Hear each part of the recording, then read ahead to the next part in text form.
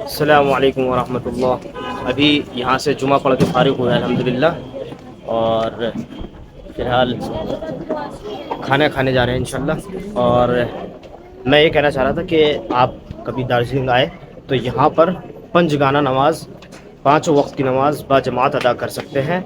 और बिलखुसूस अगर जुमा आपका पड़ता है तो बेहतरीन 1:30 बजे का वक्त है, 1:15 पे खुतबा शुरू है और 1:30 बजे जमात है। और जगह की भी कोई तंगी नहीं है, बेहतरीन मस्जिद के साथ साथ आसपास का भी सब जो है पूरा इसमें देखिएगा। मस्जिद तो है ही है, मैं सबसे आगे अंदर था।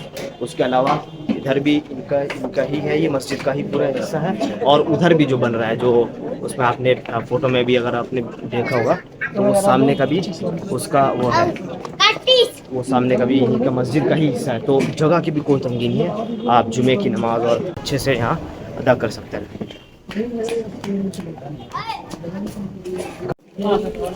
और मुसलमानों की भी माशाल्लाह काफ़ी अच्छी खासी तादाद है, यानी ये चीज़ खासकर जुमे में देखने को मिली, क्योंकि पहचानने से तो वैसे रास्ते में तो कुछ मिल ही जाता है, एक दूसरे से सलाम कर लेते हैं, पहचान लेते हैं, तो वो है।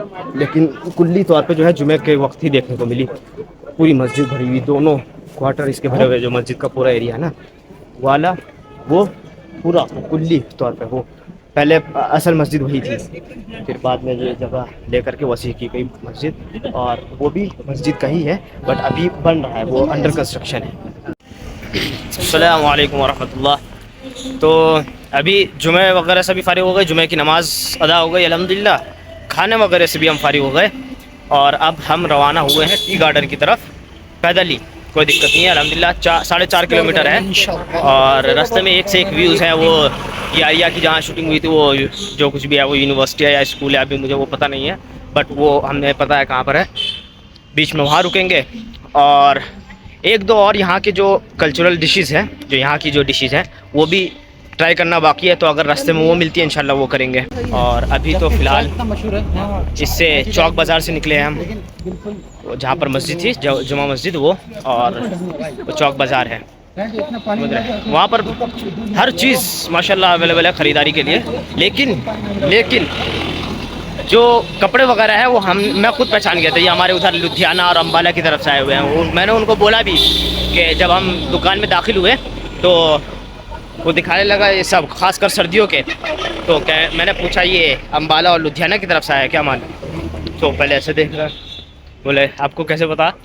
मैं कहा हम उधर के ही है ना, माल देखते ही हमने पहचान लिया कि हमारे उधर का है ये। बोले हाँ उधर से।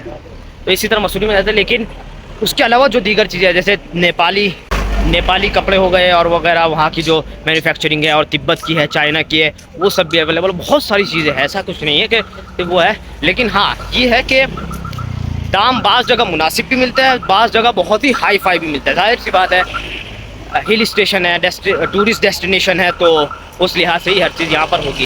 और अभी फ़िलहाल मौसम भी अल्हम्दुलिल्लाह धूप निकल चुकी है, बादल छट चुके हैं, कोहरा ख़त्म हो चुका है। जिस तरह सुबह देखा होगा ना कितना कोहरा था, तो वो ख़त्म हो चुका है, अब कोहरा नहीं है।